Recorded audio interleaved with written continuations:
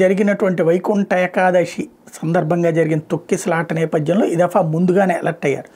రథసప్తమికి విపరీతంగా క్రౌడ్ ఉంటుంది, వేలాది మంది వస్తారు. ఎందుకంటే ఆ రోజున స్వర్ణరథంతో పాటుగా రథాల ఊరేగింపు ఉంటుంది, దాంతో విపరీతంగా వస్తారు.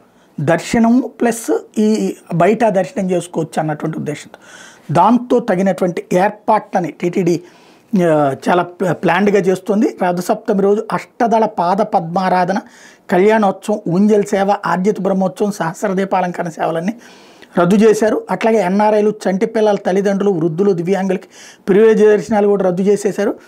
ఈ నెల 3 నుంచి 5వ తేదీ వరకు స్లాటెడ్ సర్వదర్శనం టోకెన్ల జారీ కూడా రద్దు చేసేశారు. ప్రోటోకాల్ ప్రముఖులకి మినహా వీఐపీ బ్రేక్ దర్శనాలకు సంబంధించిన ఈ నెల 3న ఎట్లాంటి సిఫార్సు లేఖలు కూడా స్వీకరించట్లేదు. తద్వారా తమ మీద ఒత్తిడి తగ్గించుకుని భక్తులకి మీద ఎక్కువగా కాన్సన్ట్రేట్ చేసే విధంగా అడుగులు వేస్తున్నారు.